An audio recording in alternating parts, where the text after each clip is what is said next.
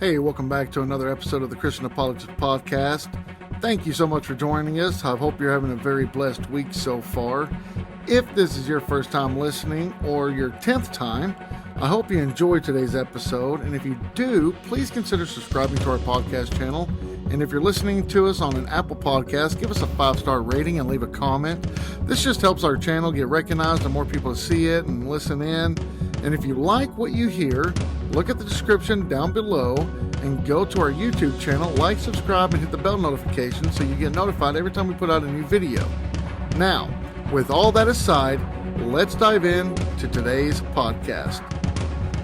Today's podcast is going to be very controversial, so we have to kind of handle it with a lot of respect. But we're going to talk about racism in America and just racism in general.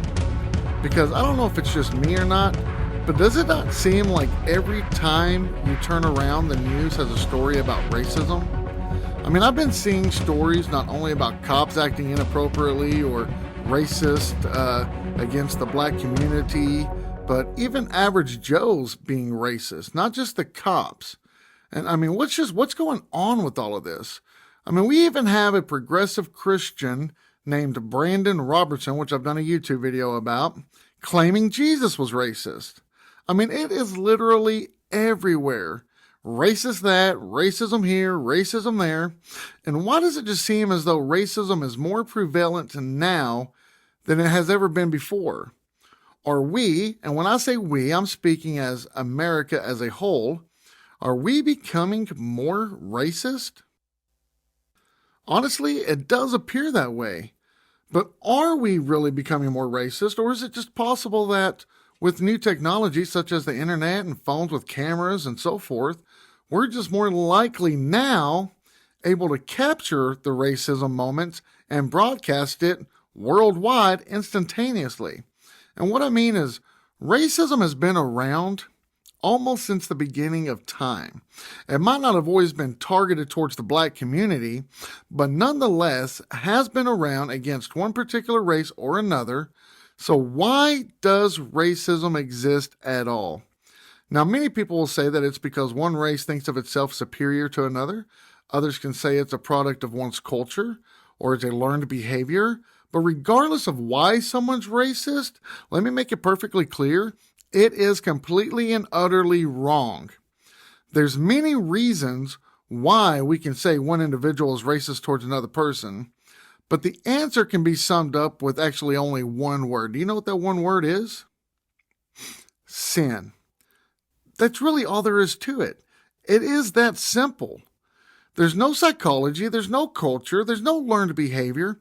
It's just flat out sin. And if you haven't noticed, racism isn't the only sin that is becoming more and more popular nowadays. Sexual sins are on the rise, homosexuality is on the rise, murder is on the rise, greed is on the rise, adultery is on the rise, human trafficking is on the rise, drug use is on the rise. And then in fact, in a lot of states, we're even starting to legalize drugs. So what does that tell you? That tells you right there that sin itself is on a rise. But why aren't all sins being broadcasted on the news as bad and evil? I mean, have you noticed that? I believe it's because most other sins aren't as personal and as controversial as racism. And here's what I mean. When a person is murdered, we might find it sad and be upset about it. But unless we're actually tied to the situation, like, for example, a family member or a friend of that person who was murdered, we actually move on pretty quickly from it. But if the murder or wrongdoing was from one race to another, then we as a specific race take it more personal. Doesn't matter if you're the victim or the person causing the harm. And we should be. We should take that personal. This is not me giving a free pass to go off and cause riots or harm or, damage to other people or their property. But it should enrage us. It should enrage all of us. Not just the race of the one the wrongdoing was done to, but also of the race who was doing the wrongdoing. Both sides should be completely enraged and outraged by this. And you know what? Satan knows how to get people wired up. He knows how to get us angry and stressed. And he for sure knows how to spread hate. Jesus says in Matthew 24:7, nation will rise against nation and kingdom against kingdom. There will be famines and earthquakes in various places. In this passage, Jesus is speaking of towards the end times. Now, you're probably asking yourself, what does that passage have to do with racism? Well, the book of Matthew was written in Greek, and the word nation in Greek is ethnos. Ethnos is actually where we get the word ethnic or ethnicity. But the word ethnos in Greek can mean two things. It can mean nation, like we see in Matthew 24:7, but it also can mean race.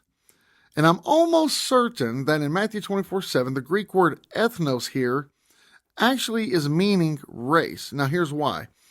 Because it just doesn't make any sense for me to say, or for it to say, nation will rise against nation and kingdom against kingdom, since a nation and a kingdom in those days were pretty much the same thing. In fact, since we're no longer living in approximately 85 AD, and that's about the time the book of Matthew was written, but we actually live in the 21st century now, the same passage could actually be read, race will rise against race and country against country.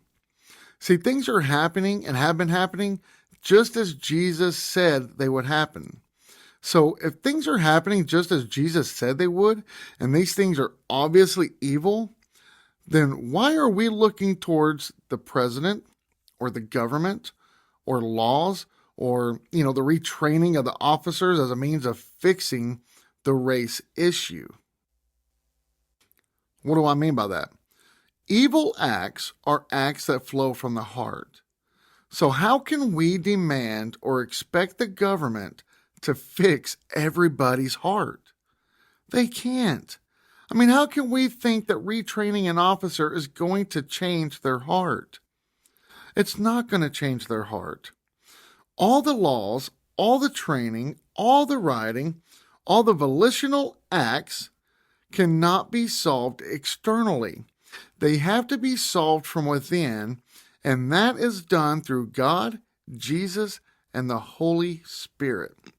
The more we embrace other less physical sins, such as homosexuality, transgender, adultery, sexual immorality, and so forth, the more other, more physically and emotionally harmful sins are going to run rabid, such as racism, murder, rape, molestation, and so forth. I mean, if we want to truly make a difference with racism in the United States, we need to stop kicking God out of the country. We need to stop kicking him out of the United States and stop calling what is evil good and what is good evil. The more we fight against God, the worse it's going to get. And if we truly want to minimize racism, and I say minimize because honestly, to completely abolish it is like saying that we can get rid of sin altogether by ourselves. But what we need to do is we need to bring God back into every aspect of our lives, of our government, and of our schools.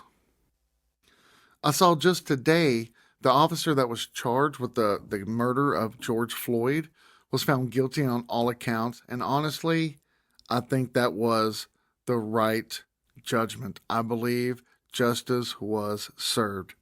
That man was killed in cold blood. Now, I know a lot of naysayers out there will say that, he was committing a crime.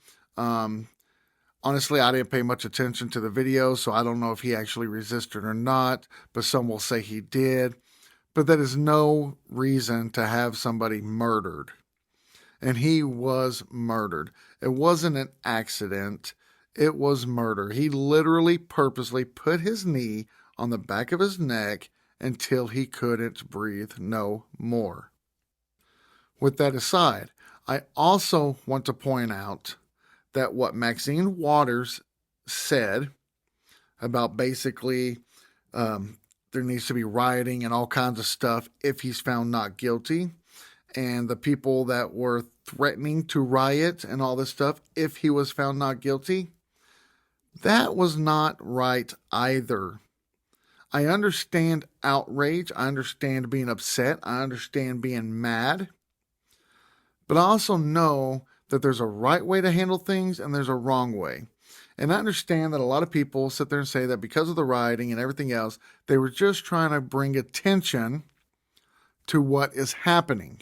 I do understand that. So please don't understand what I'm trying to say. Don't take out of context what I'm trying to say, because I do understand that.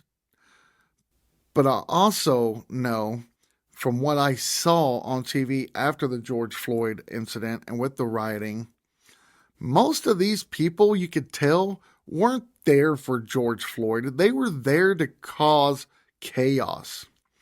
And that is exactly what the devil wants. He was there to cause chaos. I mean, how is stealing and breaking into other people's stuff and hurting other people, innocent individuals, bringing notification to your cause? It's not. It's just showing, honestly, from that side, from the people that, back up the cop, that, that are behind him 100%, it just gives them something to bite off of, because they're saying, well, see, this is how they acted. This is how all the people, and that's not meaning the black community. I'm talking about everyone that rioted. There was all different colors in their rioting. So let's not turn this into a race baiting, episode where y'all are trying to be like, oh, he said they. No, I'm talking about the people rioting. They're going to say, well, because the people rioted, that's why the cops retaliate and act the way they do. I'm not saying that's a good answer. I'm not saying that justifies what they did or what he did. I'm saying that is what they're going to use as a stance. So there's no point in giving them a foothold to stand on. What we need to do is we need to come together as a country, as children of God.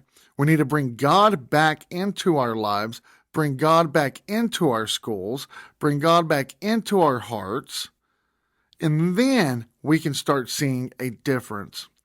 But to simply sit there and wait for the government to make a difference, or to simply wait for, the police officers to do some retraining so that way these cops won't kill innocent people, I mean, that's ridiculous. People that kill people, that's a volitional issue, that's a heart issue, and that's not something that you can train.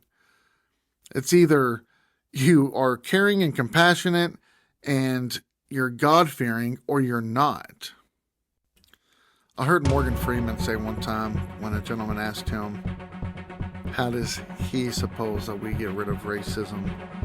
And Morgan Freeman replied, quit talking about it. And honestly, for the longest time, I thought that was the best answer I ever heard of. He basically told the gentleman, I forgot who was interviewing him, but it was a white gentleman that was interviewing him. And he said, I'm going to quit calling you a white man. You're going to quit calling me a black man. You're going to call me Morgan Freeman, and I'm going to call you by your name. And we're going to quit bringing race into it. And that was the best answer I had heard, until it finally just dawned on me that I don't think even stopping talking about it would make it go away, because it's never going to go away, because we as humans have a sinful nature. But I do believe it can be minimized, and I believe the only way it can be minimized is through God. I hope you enjoyed today's podcast.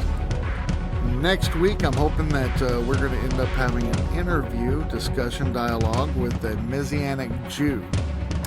If you don't know what that is, you're going to find out next Wednesday. So see you back here next Wednesday, and God bless.